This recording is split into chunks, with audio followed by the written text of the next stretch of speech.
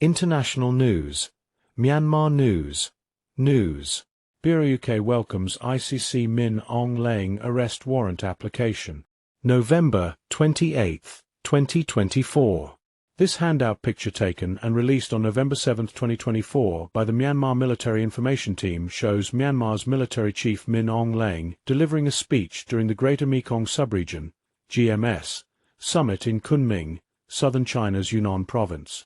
Photo by handout/Myanmar Military Information Team/AFP. /restricted to editorial use. Mandatory credit. AFP photo/Myanmar Military Information Team. No marketing and no advertising campaigns. Distributed as a service to clients. No archive. Mizima.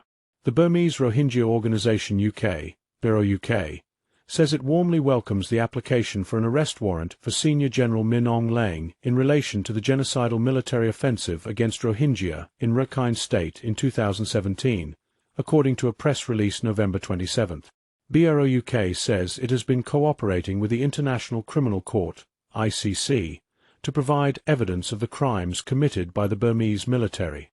The crime of deportation is a crime against humanity under the Rome Statute of the International Criminal Court, and as hundreds of thousands of Rohingya were forced to flee to Bangladesh, an ICC member, the ICC ruled that it has jurisdiction over crimes against humanity relating to the deportation.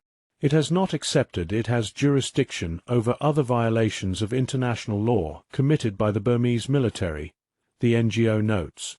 This is the second application this year for an arrest warrant for Min Aung Hlaing. In Argentina, Bureau UK has brought a case of genocide before the court under the principle of universal jurisdiction, and the prosecutor there has also asked a judge for arrest warrants for Min Aung Hlaing and others involved in the Rohingya genocide. This is a day of celebration not just for Rohingya, but for everyone from Burma, said Tun Kin, president of Burmese Rohingya Organization UK.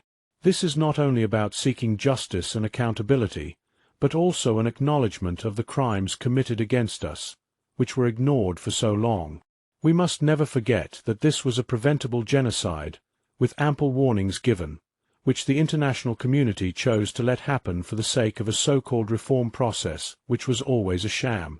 The timing of the arrest warrant application should also serve as a warning to leaders of the Arakan army, which has pushed the Burmese military out of large areas of Rakhine State, where most Rohingya remaining in Burma still live.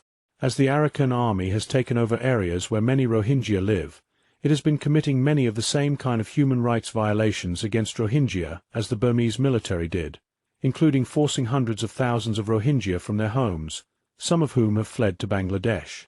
More than 8,000 Rohingya have been illegally detained by the Arakan army. Tuan Rat Naing and other Arakan army leaders must understand that they too could face the prospect of international arrest warrants if they continue to commit violations of international law against the Rohingya, said Tun Kin. Bureau UK recognizes that the prospect of a trial and jail cell for Min Aung Hlaing is still a long way off, with many challenges ahead.